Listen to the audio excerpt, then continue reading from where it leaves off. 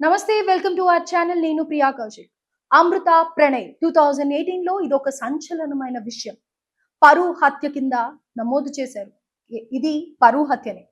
ఎందుకంటే తన కూతురు 9th క్లాస్‌లోనే లవ్ చేసింది అని తెలుసుకున్న తండ్రి 10th క్లాస్‌లో తనని మొదటిసారి కొట్టడం, అలాగే హెచ్చరించడం, ఇది సరైన పద్ధతి కాదు అని చెప్పి తనని ఇంట్లోనే చదువు ఆపేసి కూర్చోబెట్టడం. ఆ తర్వాత అమృత ప్రణయ్‌లు 7 ఏళ్లు ప్రేమ ప్రయాణం సాగించి దాని తర్వాత కొన్ని రోజులకి 7 ఏళ్ల తర్వాత పెళ్లి చేసుకున్నారు. వాళ్ళిద్దరూ కూడా జీవనం సాగించారు. అత్తగారింట్లోనే ఉంటూ అమృత ప్రణయ్ హ్యాపీగా ఉన్న సమయంలో ఇవన్నీ చూసిన మారుతీరావు తట్టుకోలేక సుపారి మనుషుల్ని పెట్టి ఎన్నో కోట్లు డబ్బులిచ్చి ప్రణయ్‌ని హత్య చేయించారు. ఇందులో A1 గా ఉన్న మారుతీరావు 2020 మార్చ్ 7న సూసైడ్ చేసుకున్నాడు ఆర్య వైశ్య భవన్‌లో. ఇది అందరికీ తెలిసిందే. దాని తర్వాత A2గా సుభాష్ శర్మ ఎవరైతే ఉన్నాడో బీహార్ నుంచి వచ్చాడు. ఇతను చాలా కరుడుగట్టిన నేరస్తుడు. ఇంతకు ముందే అతని మీద ఎన్నో కేసులున్నాయి. అయితే ఇందులో A3గా అస్గర్ అలీ, A4గా అబ్దుల్ బారీ, A6గా శ్రవణ్ కుమార్, అమృత బాబాయ్, A5గా ఏఎం కరీం, A7గా శివ, A8గా నిజాం. వీళ్ళు ఎవరైతే ఉన్నారో ఇందులో ముగ్గురు కూడా క్రైమ్, వాళ్ళకి ఆల్రెడీ వాళ్ళ మీద ఎన్నో కేసులు ఉన్నాయి.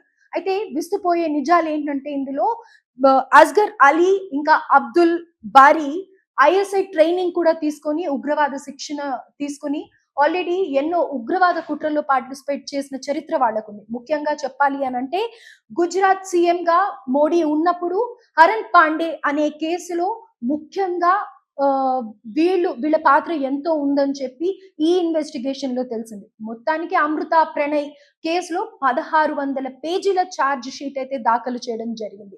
5 సంవత్సరాల 9 నెలల పాటు ఈ కేసులో ఎన్నో విస్తుపోయే నిజాలు, ఎన్నో అవకతవకలు చేసే సందర్భాలు ఉన్నప్పటికీ అప్పటి ఎస్పీ రంగనాథ్ గారు ఎంతో చాకచక్యంగా, అలాగే బాలస్వామి అమృత వాళ్ళ మామగారు, అదే ప్రణయ్ వాళ్ళ తండ్రి ఎవరైతే ఉన్నారో ఆయన నుంచి తీసుకున్న ఆధారాలు, అలాగే అమృత దగ్గర నుంచి తీసుకున్న ఆధారాలు ఎక్కడ కూడా డైవర్షన్ అవ్వకుండా ఈ కేసు ఉండేలాగా చూసుకొని అప్పటి ఇన్వెస్టిగేషన్ ఆఫీసర్స్ కానీ, అక్కడ పనిచేస్తున్న డీసీపీ కానీ, లేకపోతే ఇంకా వేరే ఎవ్వరైనా కానీ ఎంతో ఓపిక్గా కేసు డైవర్ట్ కాకుండా ఎన్నో నిజాల్ని సేకరించి, అలాగే టెక్నికల్ గా కానీ లేకపోతే అక్కడ ఉండే వాళ్ళని కూడా దోషులు ఎవరైతే ఉన్నారో వాళ్ళని కూడా కొన్ని కోట్ల లావాదేవీ జరిగింది కాబట్టి మీకు అందరికీ తెలుసు అమృత వాళ్ళ తండ్రి వ్యాపారస్తుడు.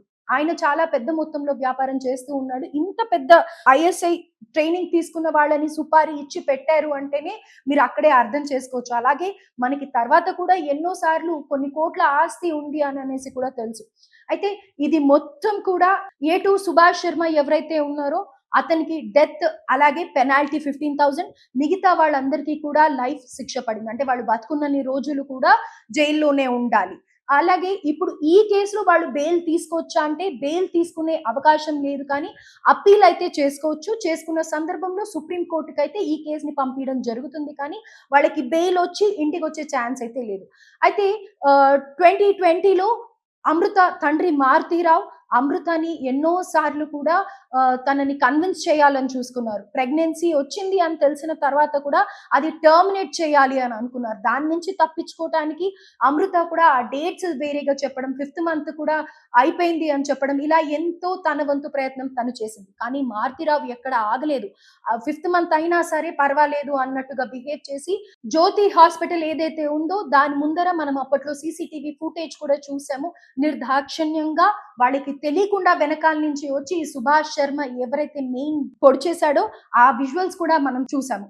సో ఇందులో ఏదేమైనప్పటికీ అటు తండ్రిది తప్ప లేకపోతే అమృతది తప్ప అని అంటే గనక ఆల్రెడీ అప్పట్లోనే ఎన్నో చర్చలు జరిగాయి. ఇదే సందర్భంగా చూసుకొని ఆర్జీవి కూడా మర్డర్ అనే సినిమా తీయడం జరిగింది. అయితే అప్పట్లో అమృత స్పందించి ఇది కేవలం తన పేరుని ఉపయోగించుకొని క్యాష్ చేసుకోవడానికే ఇంత పెద్ద డైరెక్టర్ అయిన నువ్వు చేస్తున్నావు అని చెప్పేసి అమృత ట్వీట్ చేయడం జరిగింది. అలాగే ప్రెస్ ముందరికి రావడం కూడా జరిగింది.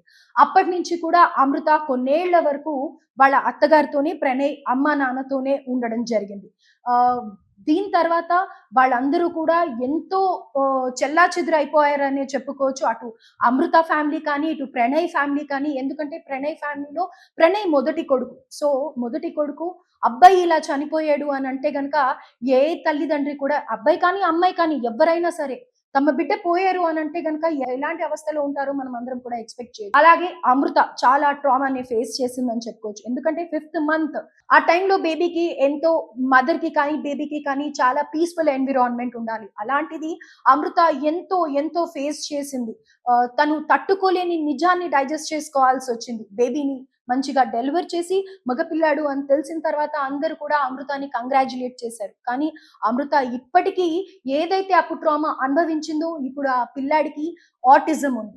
అమృత ఆ వీడియోస్ కూడా అప్పుడప్పుడు పెడుతూ ఉంటుంది. అయితే ఆ సందర్భంగా ఆ వీడియోస్ చూసిన ప్రతి ఒక్కళ్ళు కూడా మళ్ళీ 2018లో జరిగిన ప్రణయ్ ఇన్సిడెంట్ గుర్తు చేసుకొని అప్పుడు తను అంత ట్రామా ఫేస్ చేసింది కాబట్టి ఇప్పుడు ఆ పిల్లాడు అలా ఉన్నాడు అని చెప్పేసి ఎంతో మంది ఆ పిల్లాడికి బ్లెస్సింగ్స్ ఇవ్వడం కూడా జరుగుతూ ఉంటుంది. ఆ వీడియోస్ చూసినప్పుడు కూడా ఎంతో మంది బాధపడుతూ ఉంటూ ఉంటారు. అయితే ఇప్పుడు అమృత ప్రస్తుతం తల్లితో పాటు కలిసి ఉంటోంది. విహాన్‌ని కేర్ తీసుకుంటోంది. అమృత కొడుకు పేరు విహాన్‌ని కేర్ తీసుకుంటుంది. తన యూట్యూబ్ ఛానెల్‌లో కూడా మనం చూస్తూ ఉండొచ్చు ఆ వీడియోస్. అయితే విహాన్‌కి ఇంకా మాటలు రాలేదు.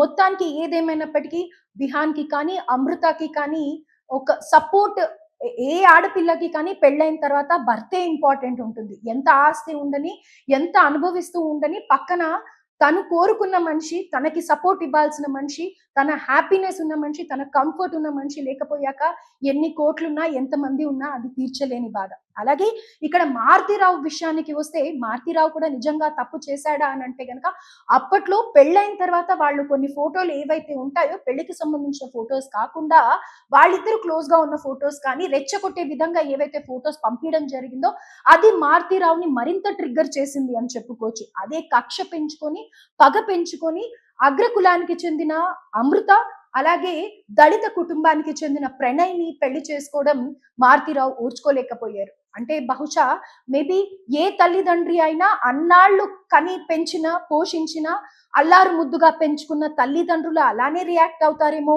కాదనము. కాకపోతే చంపడం వరకు ఒకరిని చంపేంత హక్కు మాత్రం ఎవరికీ లేదు. ఇంకో విధంగా ఆయన కన్విన్స్ చేసుకొని ఆ పిల్లని మందలించి ఉంటే గనక, అమృతాన్ని మందలించి ఉంటే గనక అది బావుండేది. కానీ ఈరోజు ఎవ్వరూ లేకుండా పోయారు. ఇదే బాధలో మారుతీరావు కూడా సూసైడ్ చేసుకోవడం, ఆ విజువల్స్ కూడా చూసి ఎంతో మంది సానుభూతి తెలపడం చూస్తూనే ఉన్నాం.